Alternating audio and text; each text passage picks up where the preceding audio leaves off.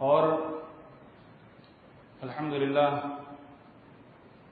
جمبوسر میں دن بدن کام آگے بڑھتا جا رہا ہے۔ اللہ رب العالمین کا بے تحاشا اور بے پناہ اس پر جتنے اللہ رب العالمین کی تعریف کی جائے اتنی کم ہے۔ اللہ سے دعا یہی کریں گے اللہ رب العالمین ہمیں ثابت قدمی دے اور کام کو مزید آگے بڑھانے کے لیے ہمیں تیار عطا فرمائے۔ محترم سامعین، انشاءاللہ 15 منٹ کا وقت دوں گا آپ لوگوں کا، اسے میں انشاءاللہ اپنی بات کو ختم کرنے کی کوشش کروں گا۔ میں نے قرآن مجید کی ایک آیت تلاوت فرمائی۔ اس آیت پر اگر غور کیا جائے تو بہت ساری باتیں اس کے اندر ہمیں سیکھنے ملتی ہیں۔ امام بخاری رحمہ اللہ نے اپنی کتاب صحیح بخاری کے اندر ایک باب قائم کیا، العلم قبل القول والعمل،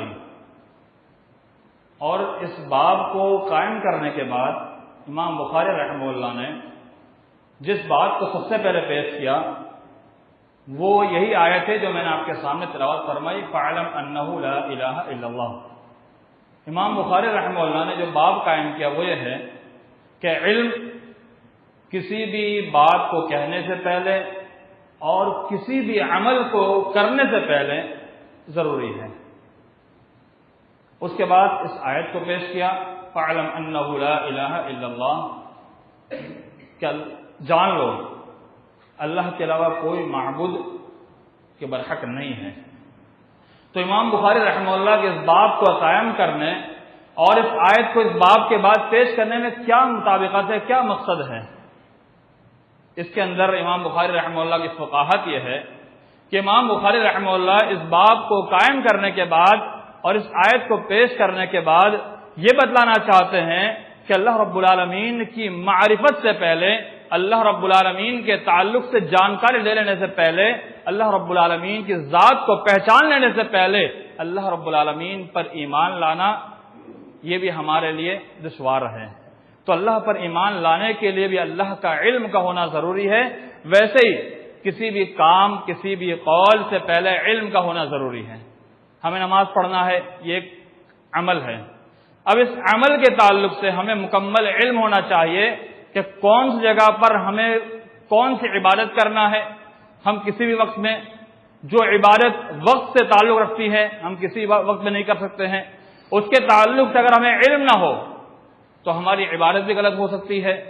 کون سا عمل ہمیں کیسے کرنا ہے ہمیں اس کے بارے میں نہیں معلوم تو ہمارا وہ عمل بھی غلط ہو سکتا ہے۔ ہم کچھ بات کرتے ہیں، کہتے ہیں، اس بات کو کہنے سے پہلے بھی علم کا ہونا ضروری ہے۔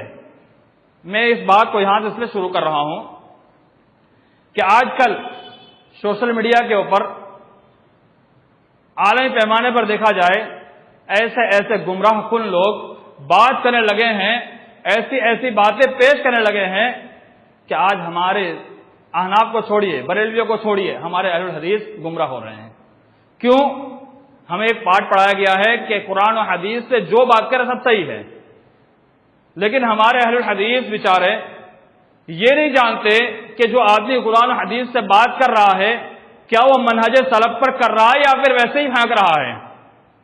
ابھی 3-4 سال سے سب سے زیادہ پھیلا ہوا محمد علی مرزا، اس کے تقاریر، اس کے ویڈیو، ہمارے اہل الحدیث اتنے دیوانے سوچتے ہیں اس سے بڑا علامہ کوئی ہے ہی نہیں، جبکہ وہ ایک نمبر کا جاہل انسان، اس کو کچھ نہیں معلوم کہ علم کیا ہے۔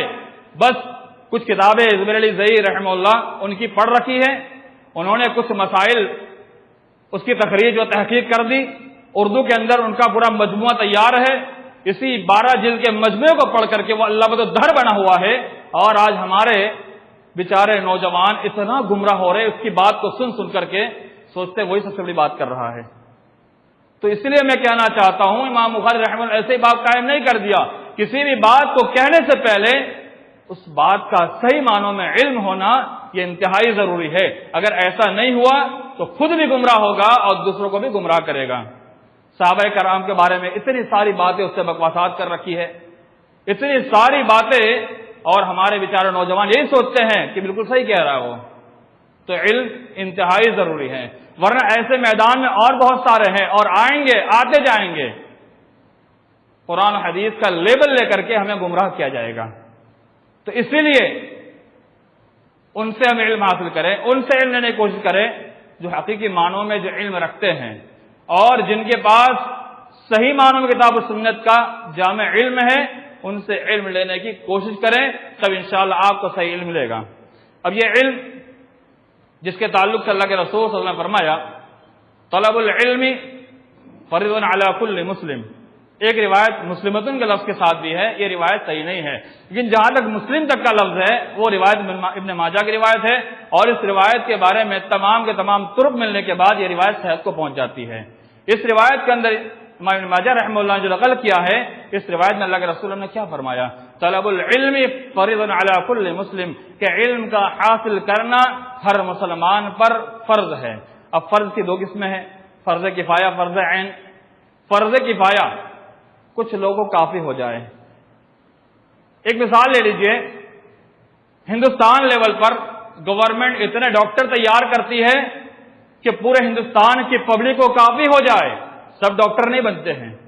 انجینئر میں اتنے ہی بچوں کو ایڈمیشن دیا جاتا ہے جتنے انجینئر کی ضرورت ہے، اتنے ہی ایڈوکیٹ لیے جاتے ہیں جتنے ایڈوکیٹ کی ضرورت ہے، اتنے ہی ججز لیے جاتے ہیں جتنے جج کی ضرورت ہے. ویسے ہی علم دین، ہماری شریعت کا علم، کتاب و سنت کا علم، یہ بھی فرض کفایہ کے اندر آتا ہے. لیکن کتنے لوگ، کیا پورے معاشرے میں ایک آدمی 500 لوگوں پر ایک ہی عالم بنے؟ تب فرض کفایہ نہیں ہوگا. اگر مکتب کو ہم لے لیں، ایک مکتب کے ایک کلاس کے اندر 20 بچے 25 بچے کو ایک استاد، زیادہ سے زیادہ 25 تو بہت زیادہ ہے، زیادہ سے زیادہ ایک استاد سنبھال سکتا ہے، ایک عالم سنبھال سکتا ہے. اب آپ غور کیجئے، ہمارے پاس 200 300 400 بچے ہو تو ہمیں کتنے عالم کی ضرورت ہے؟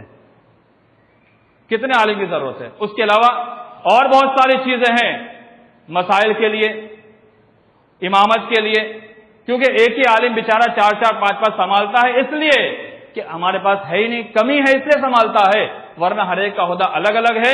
مکتب ایک بڑی ذمہ داری ہے، وہ صرف مکتب پہ توجہ دینے کے لیے ہوتے ہیں. جیسے ڈاکٹروں کے اندر، کیا ایک ڈاکٹر سے ہم سارا علاج کرواتے ہیں؟ نہیں کرواتے. کیوں؟ کیونکہ وہ اسپیشلسٹ ہے، وہ وہی دیکھے گا. ہم اتنے مریض دیکھیں گے، 2 گھنٹہ ہمارے یہاں ٹائم ہے، ہم 2 ہی گھنٹہ دیکھیں گے، 2 گھنٹے سے 1 منٹ زیادہ بیٹھتے ہی نہیں ہے، بھاگ جاتا ہے. لیکن یہاں علماء کرام کے ہمارے پاس عالم نہیں ہے تو ایک ایک عالم سے 4 5 ڈیوٹی لی جا رہی ہے. تو آپ سوچئے، مکتب کے لیے الگ، امامت کے لیے الگ، اور دیگر بڑے بڑے اداروں کے لیے الگ، اور اس کے علاوہ مسائل کے لیے، قوم کے حالات کو دیکھنے کے لیے کئی طرح کے لوازمات ہیں. ان سارے لوازمات کو دیکھنے کے لیے کتنے علماء کی ضرورت پڑے گی؟ تو اسی کو کہا جاتا ہے فرض کفایہ، یعنی سارے کے سارے لوازمات جتنے بھی ہیں شریعت کو رکھتے ہوئے اتنے علماء کو پیدا کرنا یہ فرض کفایہ ہے، یعنی کافی ہو جائے. اور فرض عین یہ کہ سب پر واجب ہے. وہ کون سا علم ہے؟ ناظرہ قرآن پڑھنا ہر کسی کو آنا چاہیے، ترجمے کے ساتھ، اس کے معنی کے ساتھ. احادیث کے اندر بہت ساری احادیث انسان کے ذہن کے اندر اپنی زبان ہی میں اس کو کم از کم آ جانی چاہیے. بنیادی مسائل جو اس کے دین بھر کے مسائل ہیں، وہ سارے کے سارے مسائل اس کو معلوم ہونا چاہیے. میں یہاں تک بتاؤں، ہمارے بہت سارے نوجوان جوانی کے بعد 10 12 سال کو پہنچ جاتے ہیں، انہیں غسل جنابت کا طریقہ معلوم ہی نہیں ہوتا ہے. ہمارے بہت سارے نوجوان ایسے ہیں، شادی ہو جاتی ہے، شادی کے بعد کے کتنے مسائل معلوم ہی نہیں ہوتے ہیں. وجہ کیا ہے؟ وجہ یہ ہے کہ جو بنیادی علم ہے اس سے ناشنائی نہیں جانتے ہیں. تو یہ سب علم یہ فرض عین میں آتا ہے، ہر ایک کو معلوم ہونا چاہیے.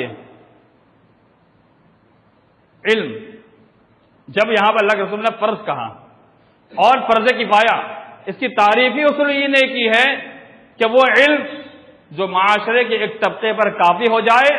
اور اس کی مثال ایک یہ دی ہے کہ اگر کوئی انسان ڈوب رہا ہو، اب ڈوبتے ہوئے انسان کو پورے معاشرے میں کوئی نہ بچائے تو پورا معاشرہ گنہگار ہوتا ہے.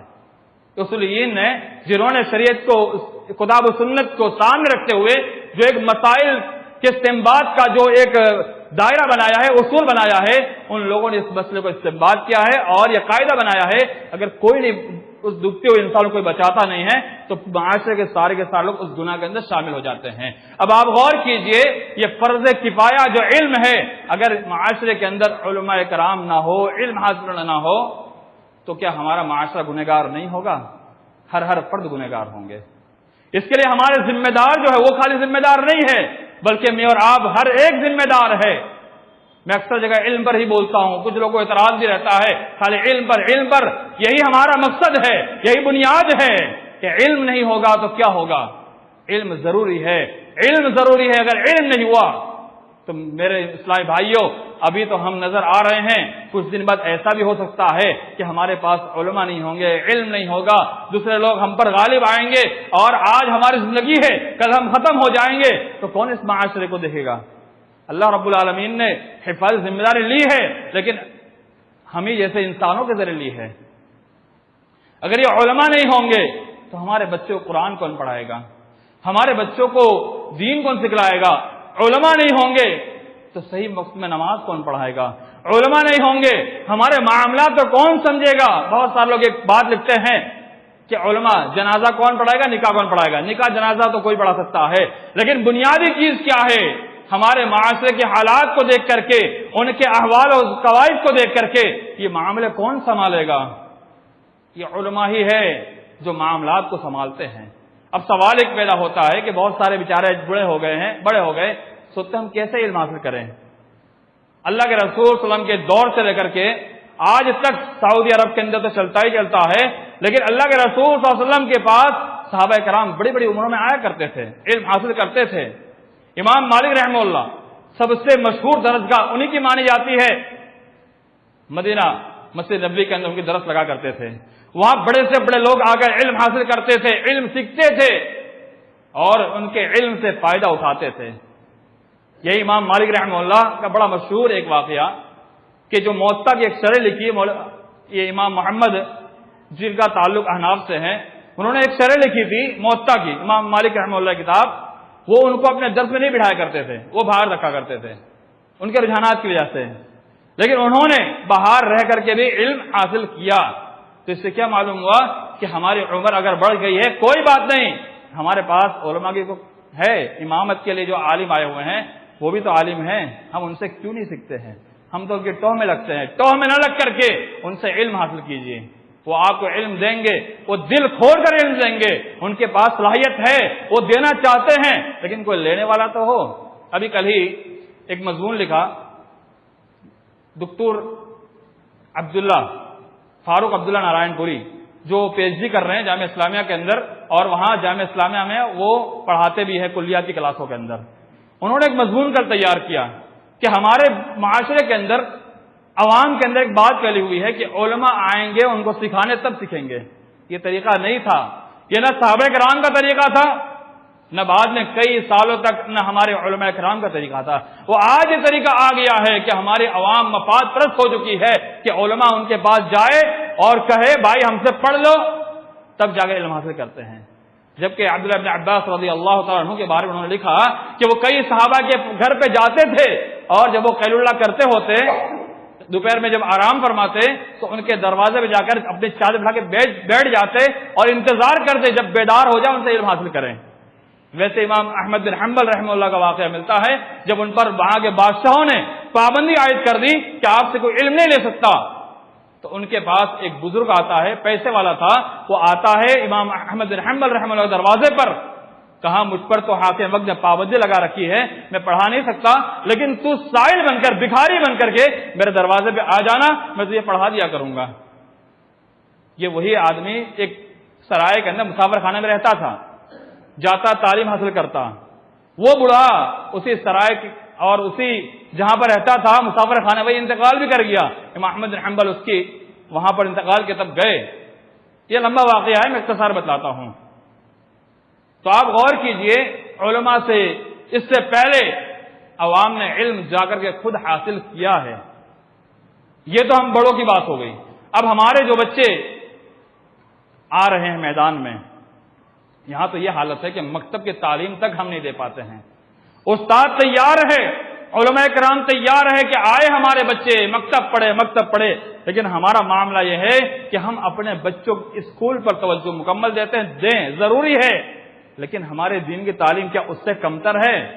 جبکہ اللہ نے کہا ومن احسن قولا ممن دعا الی اللہ، اس سے بہتر بات کسی کا ہو ہی نہیں سکتی ہے جو اللہ کی طرف دعوت دے اور اللہ کے دین کی تعلیم دینے والے، ان کی فضیلت اور ان کی فوقیت اتنی زیادہ ہے، لیکن پھر بھی ہماری ترجیح اسکول پر رہتی ہے، ضرور دے، لیکن مکتب کی تعلیم جو بنیادی تعلیم ہے اس پر ہمارا پورا فوکس ہونا چاہیے کہ ہمارا بچہ وہاں ٹائم سے پہنچے، ٹائم ٹیبل کے حساب سے اسے ضرور بھیجا کرے۔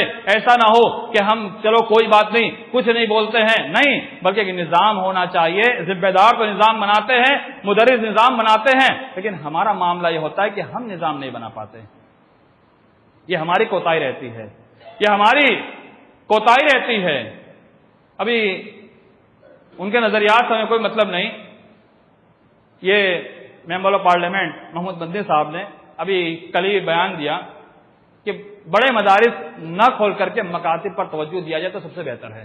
بہت اچھا بیان دیا، انہوں نے صحیح بیان دیا کہ بڑے بڑے مدارس تو کھولے جا رہے ہیں، 1 2 3 4 5 ہر سال کھلتے ہیں، جہاں ضرورت ہوتا ہے کھولے جائے، اس کے لیے منع نہیں ہے، لیکن مکاتب پر بھی دھیان دینے کی ضرورت ہے۔ اب بڑے اداروں کے اندر بچے کہاں سے پڑھ کے جائیں گے؟ مکاتب سے پڑھ کے جائیں گے۔ جب مکاتب ہی کے اندر حالت خراب ہوگی تو بڑے ادارے کا کیا ہوگا؟ اور یہ دیکھا گیا ہے اکثر جگہ پر جو بچے مکتب پڑھ کر آتے ہیں ان کی اتنی کمزوری ہوتی ہے کہ ان کو 1 سال اسپیشل ناظرہ کلاس کا رکھ کر کے اس کو وہاں ٹرین کیا جاتا ہے، پھر اس کو آگے بڑھایا جاتا ہے۔ اگر یہی کام مکتب میں ہو جائے تو اس کے لیے کیا ہمیں پریشانی ہوگی؟ تو سب سے بڑا فوکس یہ رہنا چاہیے کہ ہم اپنے بچوں پر پوری توجہ دیں، ورنہ آگے چل کر کے جو نیتی ان کی بن رہی ہے، 2021 آ چکا ہے، 22 کے اسٹارٹنگ میں، 21 کے اینڈ میں جو تعلیم ان کی شروع ہونے والی ہے، میں کھل کر ذرا بات کر کے بات ختم کرتا ہوں کہ جو انہوں نے جو بھی نظام بنا رکھا ہے 2021 کے اینڈ اور 22 تک جو اسکول کا پورا جو سسٹم بدلنے والا ہے، وہ سسٹم کے لیے وقت نہیں کہ پورا سسٹم پہ بیان کیا جائے، وہ سسٹم جو ایسا ہے کہ ہمارے بچوں کو اسکول میں جانے کے بعد 3 سال تک کچھ پڑھانا ہی نہیں ہے، 3 سال تک کچھ نہیں پڑھانا ہے۔ بچے جائیں گے، کھیلیں گے، کودیں گے، تماشا کریں گے اور وہ اپنے منمانی جیسا چاہے ویسا کریں گے۔ 3 سال تک کلاس نہیں کروانی ہے، اس میں کیا سے کیا نہیں کریں گے آپ سوچ سکتے ہیں، وہ اپنی ذہنیت ڈالیں گے۔ ابھی تک گھر سے گڑپتی ہوا ہے، پتہ نہیں ابھی آگے چل کیا کیا ہوگا۔ اسٹارٹنگ میں آپ دیکھیے ک خ گ جو پڑھایا جاتا ہے تو وہاں گھر سے گڑپتی پڑھایا جاتا ہے، کیوں؟ پہلے گھڑیڑا تھا، اب گڑپتی کیوں آ گیا؟ یہ بنیادی بات بتلا رہا ہوں، چھوٹی چھوٹی باتیں ہیں جسے ہم نہیں سمجھ پاتے ہیں۔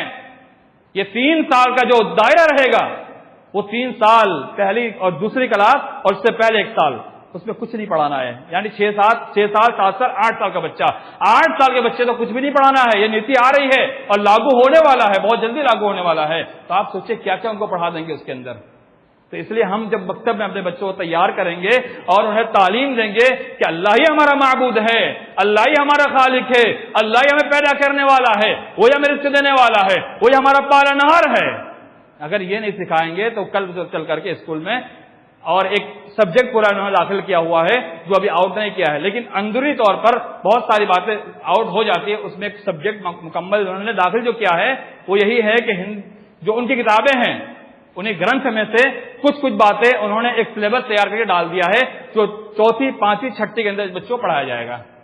تو اب بتائیے ہمارے بچوں کو کیا ہوگا؟ تو اس لیے جب ہم اپنے بچوں کو تیار رکھیں گے تب جا کر کے اچھا ہوگا۔ ابھی ہمارے پاس اپنے اسکولیں نہیں ہیں، ہم ادھر ہی بھیجیں گے، لیکن اس کے لیے ہمیں تیار تو کرنا ہے، ہمیں اپنے بچوں کو ریڈی تو کرنا ہے۔ تو اس لیے آج سے یہ عہد کیجیے کہ ہم اپنے بچوں کو مکتب کے اندر مضبوط کریں گے اور انشاءاللہ اگر اللہ نے طاقت اور فوقیت دی تو ضرور انشاءاللہ مزید بھی آگے اس کی تعلیم کو جاری رکھیں گے اور اسے دین اسلام پر ہی برقرار رکھیں گے۔ اور آپ کو آخر میں بتا کے بات ختم کرتا ہوں، آپ یہ نہ سوچنا کہ ہم پکے سچے اہل الحدیث سے، آپ کو معلوم ہونا چاہیے جس علاقوں میں علم کا گھڑ مانا جاتا تھا، اہل حدیثوں کا گھڑ مانا جاتا تھا، یوپی کے اندر کئی علاقوں میں جماعت اسلامی نے ڈاکہ ڈال دیا ہے، جماعت اسلامی والوں نے ڈاکہ ڈال دیا ہے اور بہت سارے ہمارے اہل الحدیث نوجوان کی ذہنیت بدل گئی ہے اور جماعت اسلامی کے وہ پرچارے بھی بن چکے ہیں اور دعوت بھی پھیلا رہے ہیں۔ تو ایسا نہ ہو کہ ہمارے اندر بھی 1 2 3 کر کے شروع ہو جائے، تو اس سے پہلے ہم بیدار